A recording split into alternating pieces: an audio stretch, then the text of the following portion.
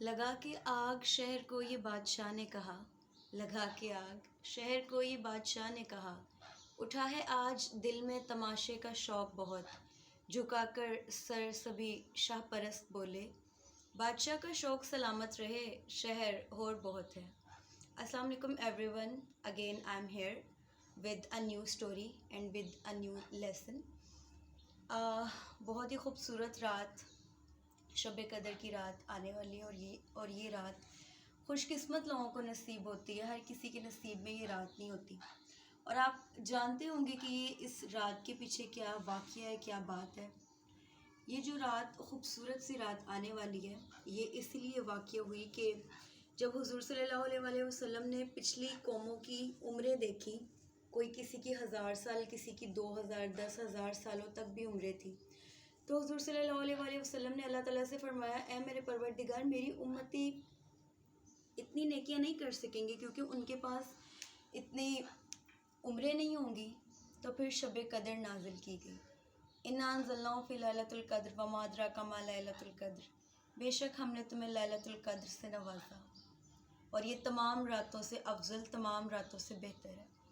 تو اس کے اوپر بھی ایک بہت ہی خوبصورت سی ویڈیو بنائیں گے، بٹ جو ہمارا آج کا لیسن ہے اور جو ہماری آج کی اسٹوری آئی گیس، وہ موسٹلی نے تو پوئٹری سے گیس کر لی ہوگی کہ میں آج پھر ایک بادشاہ کی اسٹوری لے کے آئی ہوں۔ جی ہاں، آج میں ہارون الرشید کی اسٹوری لے کے آئی ہوں، جو اپنے وقت کا قابل، فاتح، ذہین اور اکلوتا بادشاہ تھا، جس کے بیٹے کو اللہ نے ہدایت دی، جس نے ملکوں پہ حکمرانی کی۔ اور اس کی خوش قسمتی یہ تھی ہارون الرشید کی کہ اس کے دور میں بہلول دانا تھے، اس کو بہت کچھ سیکھنے کو ملتا تھا۔ بہلول دانا میں تھوڑا سا ایکسپلین کرتی چلو، ایک بہت ہی خوبصورت شخصیت ہے۔ یہ وہ شخصیت ہے جنہوں نے خود کو اللہ کی راہ کے لیے وقف کر دیا۔ ایک مرتبہ کا ذکر ہے کہ ہارون الرشید جو تھا وہ اپنے ٹیرس کہہ لیں، بالکنی کہہ لیں، ٹہل رہا تھا، اور اسی وقت اسے نیچے بہلول دانا نظر آیا۔ تو ہارون الرشید نے اپنے سپاہیوں کو حکم دیا کہ اس بابا جی کو اوپر بلا لو۔ اوپر سے ایک ٹوکری پھینکی گئی، اوپر والے سپاہیوں نے نیچے والے سپاہیوں کو اشارہ کیا، ٹوکری پھینکی گئی، اور ہارون الرشید نے بہلول دانا کو اوپر بلوا لیا۔ بہلول دانا کافی پریشان ہوئے، تنگ ہوئے، کیونکہ آپ صرف اپنی مرضی کے تھے۔ فقیروں کا کچھ پتہ نہیں ہوتا، وہ کب کس موج میں آ جائے۔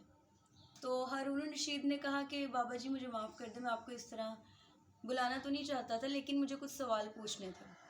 تو بہلول دانا ہنسنے لگ گئے اور کہنے لگے، اچھا، بادشاہ ہونا اپنا ہی طریقہ ہے، پوچھو۔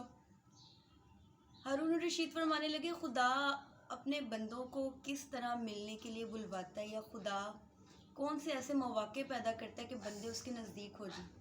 بہلول دانا 2-3 منٹ تک سوچتے رہے اور پھر کہنے لگے، بادشاہ اسی طرح جس طرح تم نے مجھے اوپر بلوا لیا۔ ہارون الرشید کہنے لگا، وہ کیسے؟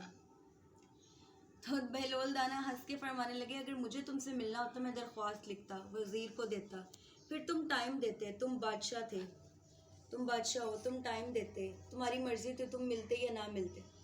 اسی طرح بندے ہیں، اللہ کی بارگاہ میں بار بار جاتے ہیں، گریہ زاری کرتے ہیں، یہ اس کی مرضی ہے، وہ اپنے بندوں کو چنے یا نہ چنے، وہ بے حد بے نیاز ہے۔ اور جس طرح تم نے مجھے طلب کرنا تھا، تمہیں میری چاہ تھی، تم نے مجھے فوراً اپنی طرف کھینچ لیا، اسی طرح میرا پروردگار بھی اپنے نیک بندوں کو اپنی طرف کھینچ لیتا ہے۔ بہلول دانا کی یہ بات سن کر بادشاہ کانپ اٹھا اور کہنے لگا، یہ ایک فقیر مجھے اتنی بڑی نصیحت دے گیا۔ اسی طرح ایک اور خوبصورت واقعہ بہلول دانا اور ہارون الرشید کا۔ ہارون الرشید جو تھا وہ حج کر کے آ رہا تھا، تو کافی پروٹوکول تھا، ظاہر ہے بادشاہ تھا، پروٹوکول تو ہونا ہی تھا۔ تو بہلول دانا ایک سڑک کے کنارے فٹ پاتھ پہ بیٹھے ہوئے تھے، تو سپہ سالار نے کہا کہ ہٹ جاؤ، ہارون الرشید آ رہے ہیں۔